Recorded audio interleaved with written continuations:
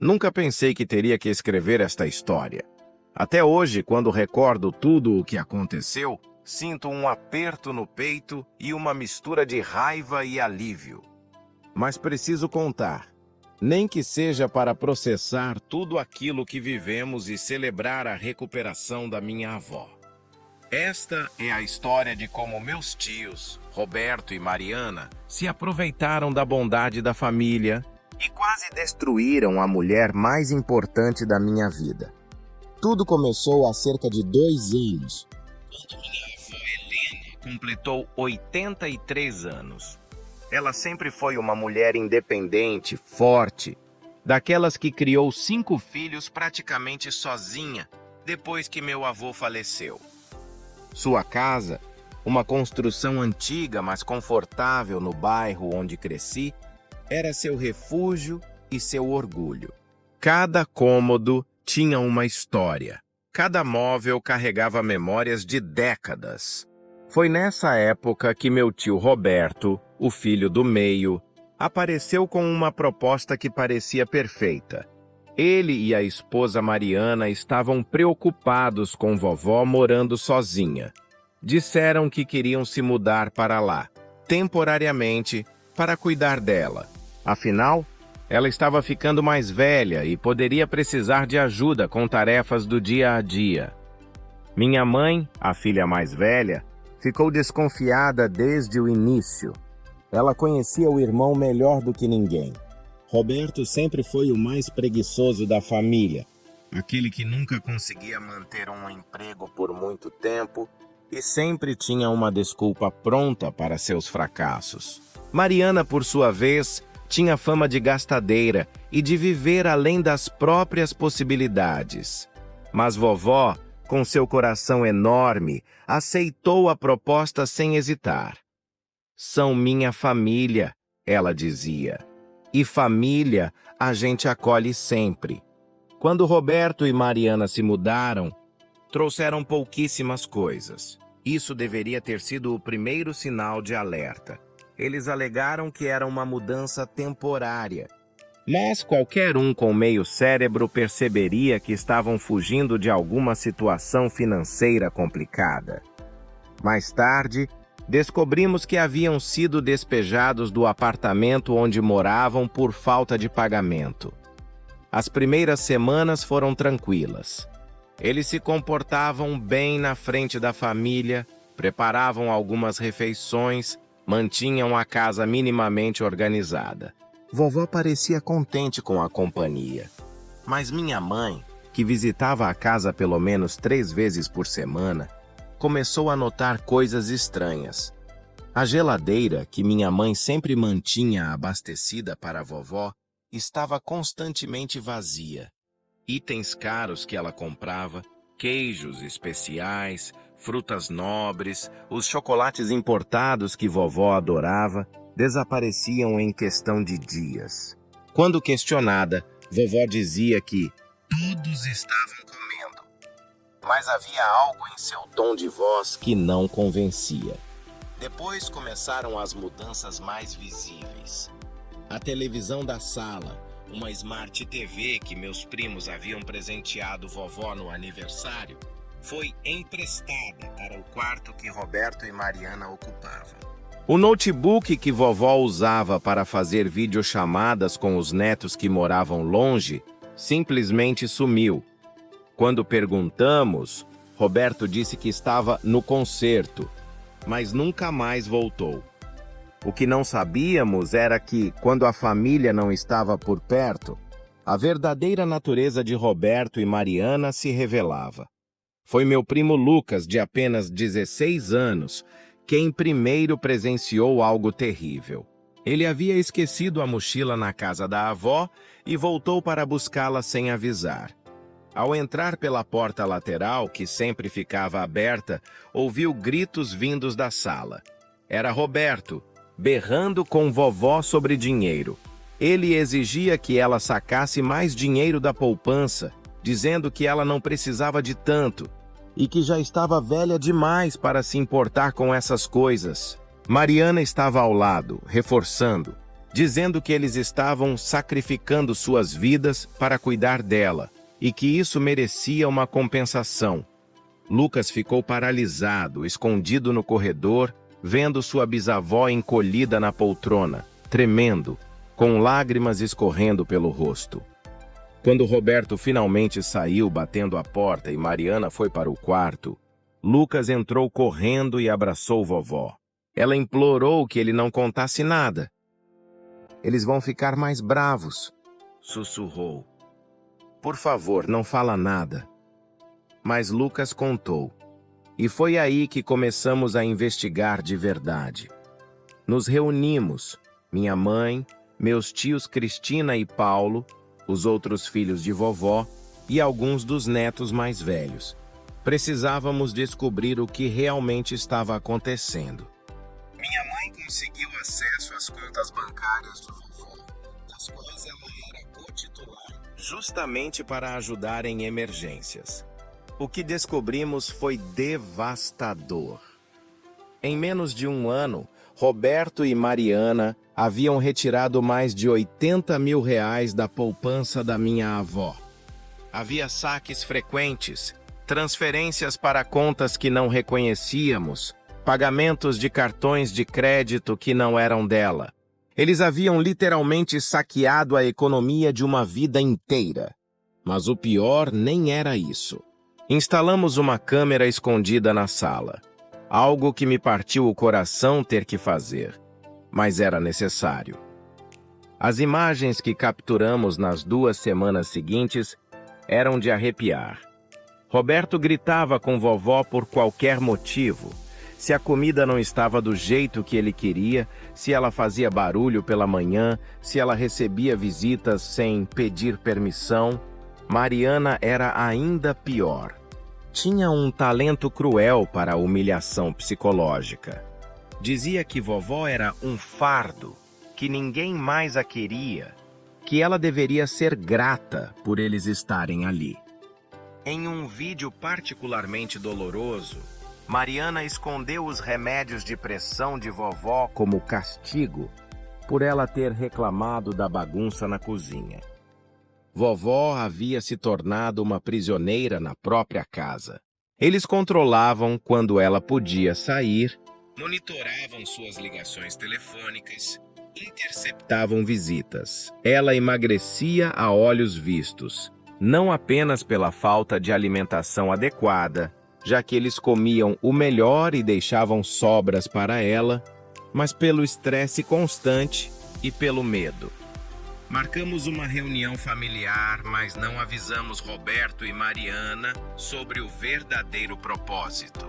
Dissemos que era para discutir os cuidados com vovó. Quando todos chegaram, minha mãe, os tios Cristina e Paulo, vários primos e até um advogado amigo da família, a expressão deles mudou. Colocamos as evidências na mesa. Os extratos bancários, os vídeos, tudo. Roberto tentou negar, depois tentou justificar. Ela quis nos dar esse dinheiro. Estamos cuidando dela. Vocês não sabem como é difícil. Mariana chorava, fazendo-se de vítima, dizendo que eram mal compreendidos. Mas minha mãe, sempre a mais forte de todos nós, não deixou espaço para manipulação. Ela apresentou um ultimato. Eles tinham 24 horas para sair da casa e devolver pelo menos metade do dinheiro roubado, ou a família registraria um boletim de ocorrência por apropriação indébita de incapaz e abuso de idoso. O advogado confirmou que tínhamos um caso sólido e que eles poderiam pegar uma pena significativa de prisão. O que aconteceu depois, ninguém esperava. Naquela mesma noite, Roberto e Mariana fugiram. Simplesmente pegaram o que puderam e desapareceram. Não devolveram um centavo. Deixaram a casa em caos, quartos destruídos, e levaram ainda algumas joias de família de vovó que estavam guardadas. Registramos o boletim de ocorrência no dia seguinte. As acusações eram sérias: apropriação indébita, abuso financeiro de idoso, cárcere privado, maus tratos.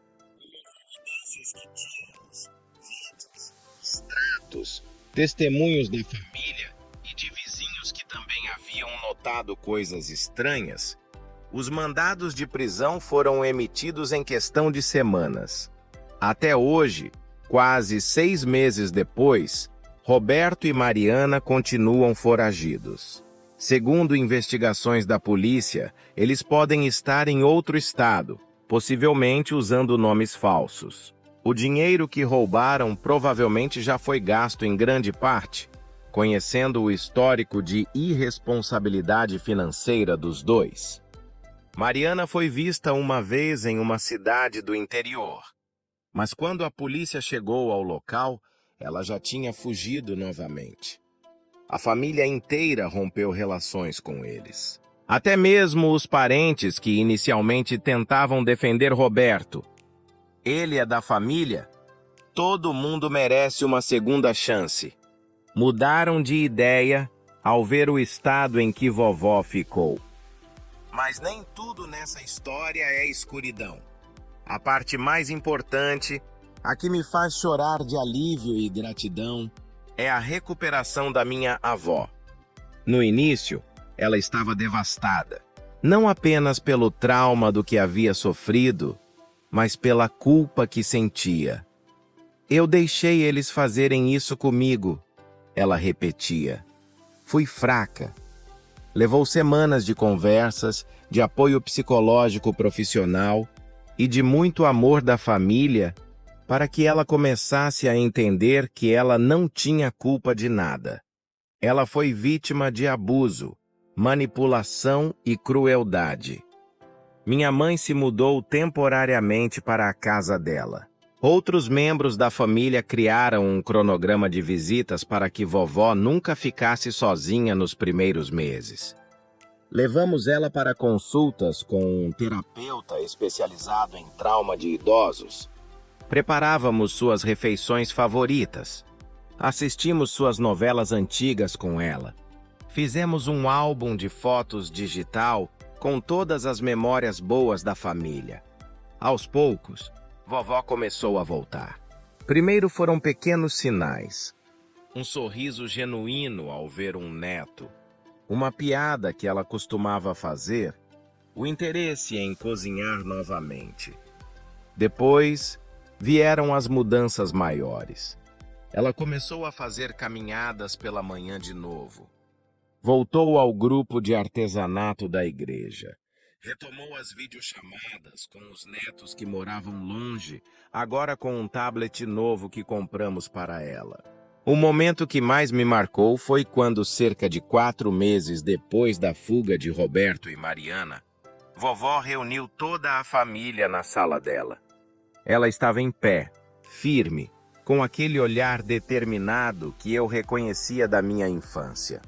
Quero que vocês saibam, ela disse, a voz embargada, mas forte, que não vou deixar que o que aconteceu defina o resto da minha vida.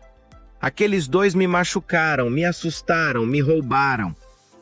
Mas vocês me salvaram. Vocês me lembraram do que é amor de verdade, do que é família de verdade.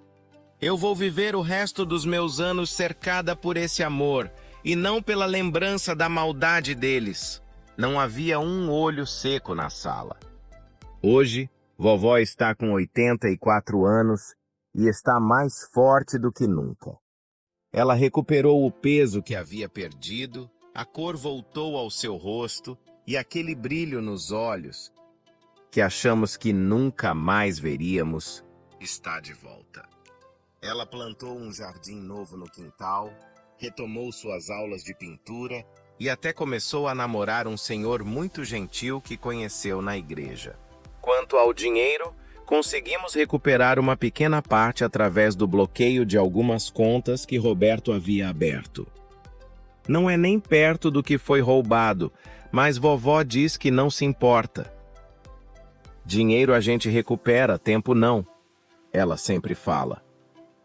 A família toda aprendeu lições duras com essa experiência.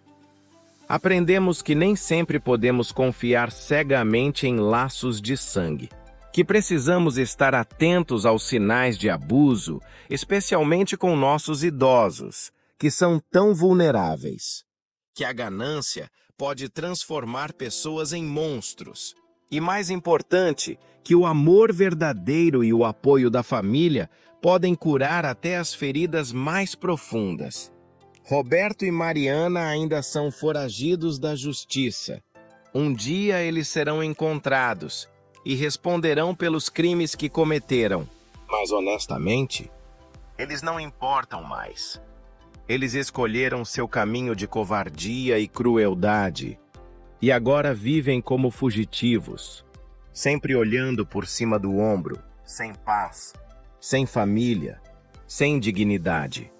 Enquanto isso, minha avó Helena está em casa, cercada por quem realmente a ama, vivendo seus dias com alegria, gratidão e liberdade. E no final das contas, essa é a única vitória que realmente importa. A maldade deles não venceu, o amor venceu, e vovó está aqui radiante para comprovar isso todos os dias.